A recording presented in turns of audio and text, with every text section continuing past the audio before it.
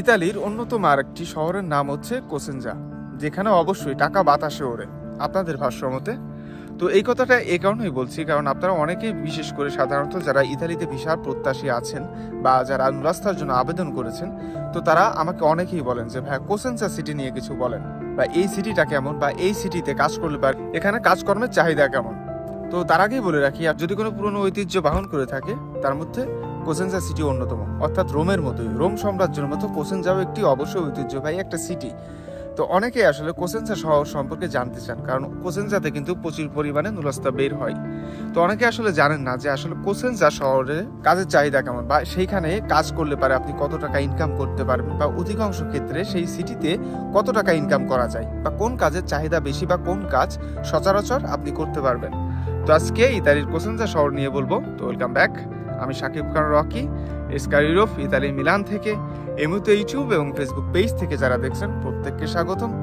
আশা করবো যে যারা ফেসবুক পেজ থেকে দেখছেন এবং ইউটিউব থেকে দেখছেন, ভিডিওটি অবশ্যই শেয়ার করবেন।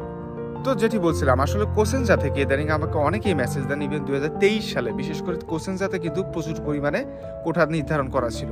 তো সেই ক্ষেত্রে অনেকেই 23-এ আবেদন করার পরেও এখন পর্যন্ত সাড়া পাননি, বা 2024-এ যারা আবেদন করেছেন বা বিভিন্ন পদ্ধতি অবলম্বন করে যারা বাংলাদেশ থেকে ইতালিতে আসেন, তো সেই ক্ষেত্রে অনেকের চাহিদার স্থান থাকে যে কোসেনজা, যে ঠিক আছে আমি কোসেনজাতে যাব বা এই সেই। তো আসলে কোসেনজাতে কাজের চাহিদা কেমন? তো বলে রাখি যে কোসেনজা কিন্তু পাহাড় পর্বতে ঘেরা অতি সুন্দর এবং মনোরম পরিবেশের একটি শহর। তো সেই ক্ষেত্রে আপনি যদি কোসেনজাতে আসেন, তো সেই ক্ষেত্রে সচরাচর আমি অনেকবার দেখেছি, কারণ কোসেনজা সিটিতে শুধুমাত্র আমি একবারই গিয়েছিলাম, সেটাও আবার 2 দিনের জন্য। তো শুধুমাত্র ভ্রমণ উদ্দেশ্যে, তাও আবার 1 বছর আগে। তো বলে রাখি যে আসলে কোসেনজা সিটিতে যারা বিশেষ করে চাকরি বাকরি বা আবেদন করে থাকে, তাদের সব থেকে মূল যে কাজ থাকে সেটা হচ্ছে রেস্টুরেন্টের কাজ বা এগ্রিকালচার কাজ। তো যেহেতু কোসেনজা হচ্ছে একটা পাহাড় ভিত্তিক, অর্থাৎ পাহাড়ে ঘেরা যেহেতু সবুজ একটা অরণ্য, বা যেখানে ঐতিহ্য বহন করে ইতালি, তো সেই ক্ষেত্রে অবশ্যই 100% কোসেনজাতে সব থেকে যে বেশি কাজ হয় সেটা হচ্ছে রেস্টুরেন্ট। অর্থাৎ আপনারা জানেন যে সচরাচর বাংলাদেশি ভাইরা বা যারা আপনারা ইতালিতে আছেন, তারা কিন্তু প্রত্যেকেই জানে যে না, ইতালিতে সব থেকে বেশি কাজের চাহিদা হচ্ছে রেস্টুরেন্টে। অর্থাৎ শান্তিতে যদি কোনো আপনি কাজ করার মতো যোগ্যতা থেকে থাকে, বা ভাষাগত যোগ্যতা থেকে থাকে, বা আপনি একটু ভালো থাকতে চান, একটু বেশি বেতনে কাজ করতে চান, তো সেক্ষেত্রে অবশ্যই আস্তে আস্তে রেস্টুরেন্টের ভাষা বা রেস্টুরেন্টের কাজ শিখলে পারে কিন্তু আপনি অবশ্যই অনেক কিছু পাবেন, যেটা সচরাচর বাইরের কাজে পাওয়া যায় না, এবং সেখানে অবশ্যই একটু আনন্দ বেশি বা শান্তিও বেশি। তো কোসেনজাতে আমি যেটা দেখেছি যে অধিকাংশ ব্যক্তিরা আসলে মূলত রেস্টুরেন্টে কাজ করে। এবং দ্বিতীয়ত থাকলো, যেহেতু পাহাড়ের সাইডে, অর্থাৎ কোসেনজাতে কিন্তু প্রচুর পরিমাণে পাহাড় আছে, তো এই পাহাড়ের সাইডে কিন্তু প্রচুর পরিমাণে ফলাদি কৃষি কাজ হয়। তো সেই ক্ষেত্রে অনেকেই বিশেষ করে আছেন যে যারা এগ্রিকালচারে কাজ করতে আনন্দ বোধ করেন। তো সেই ক্ষেত্রে অবশ্যই কোসেনজা কিন্তু অবশ্যই ভালো একটি শহর। তো আপনি যদি কোসেনজাতে আসেন, তাহলে পারে অবশ্যই 2টা কাজ আপনি সব থেকে বেশি পাবেন, একটা হচ্ছে রেস্টুরেন্টে এবং দ্বিতীয়টা হচ্ছে এগ্রিকালচারে। যদিও এখন ইতালিতে বৃষ্টি নামা শুরু হয়েছে, হয়তোবা কিছুদিনের মাঝে শীত চলে আসবে। তো বিশেষ করে যারা আপনারা কোসেনজা সিটি নিয়ে অনেক কিছু আলোচনা করেন বা সমালোচনা করেন, যে না কোসেনজা সিটিতে আমি আবেদন করেছি, বা আমার বন্ধু বা ভাই ব্রাদার বা আত্মীয় স্বজন যেহেতু কোসেনজাতে থাকে, তো তাহলে পারে আমি কি এখানে যে ভালোভাবে কাজকর্ম করতে পারবো বা ইনকাম করতে পারবো?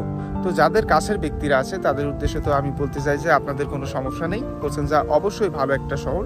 তো এই শহরে আসলে পারে আপনি অবশ্যই টাকা পয়সা ইনকাম করতে পারবেন। এবং দ্বিতীয় হচ্ছে যেটা থাকলো, যেহেতু এগ্রিকালচারে আসলে সিজনাল ভিত্তিক কাজ হয়ে থাকে, বা সিজন ভিত্তিক, অর্থাৎ 6 মাস কাজ থাকে, দেখা যাচ্ছে আর 6 মাস থাকে না, বা 3 মাস থাকে, 9 মাস থাকে না, বা 9 মাস থাকে আরো 3 মাস থাকে না। তো যেহেতু কোসেনজা অবশ্যই এগ্রিকালচারের জন্য একটি বিখ্যাত একটা সিটি, যেমন আমি উদাহরণস্বরূপ বলতে পারি সিসিলিয়ার মতো। তো সিসিলিয়ার মতো কোসেনজাও অবশ্যই এগ্রিকালচারের দিক দিয়ে অনেক উন্নত। তো সেই ক্ষেত্রে আপনারা যদি কোসেনজা শহরে প্রাথমিক অবস্থায় আসেন, এছাড়াও বিভিন্ন ধরনের কোম্পানির কাজ আছে, আমি ম্যাগাজিন বা ফ্যাক্টরি যেটা আমরা বলি, তো সেই ক্ষেত্রে আপনি যদি সেখানে কাজ করেন, আপনার ম্যাক্সিমাম যদি আওয়ারলি রেট হিসাবে কখনো এগ্রিকালচারে বা কোনো ম্যাগাজিনে বা ফ্যাক্টরিতে যেটাই বলুন না কেন, এই সমস্ত জায়গায় আপনি কাজ করে থাকেন, তো সেই ক্ষেত্রে আপনার ম্যাক্সিমাম স্যালারি হবে 8 থেকে 9 ইউরো প্রতি ঘন্টায়। তো অনেকে আসলে জানেন না যে ইতালিতে কাজকর্ম কেমন হয়। আসলে ইতালিতে অধিকাংশ ক্ষেত্রে দেখা যায় যারা ফ্যাক্টরিতে বা বিভিন্ন প্রতিষ্ঠানে বা ইতালিয়ান কোনো রেস্টুরেন্টে কাজ করে থাকে, তাদের কিন্তু বেতন হয় হচ্ছে আওয়ারলি রেট হিসাবে।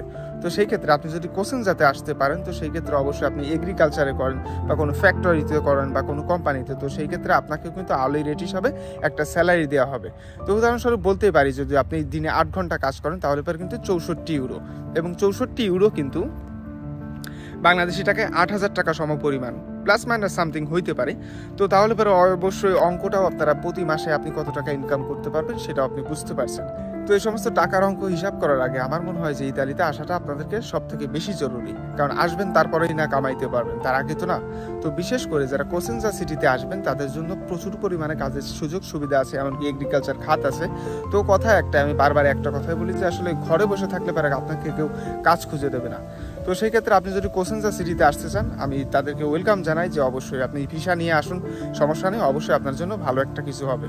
তো ধন্যবাদ, ভালো থাকবেন, দেখা হবে নতুন কোনো ভিডিওতে।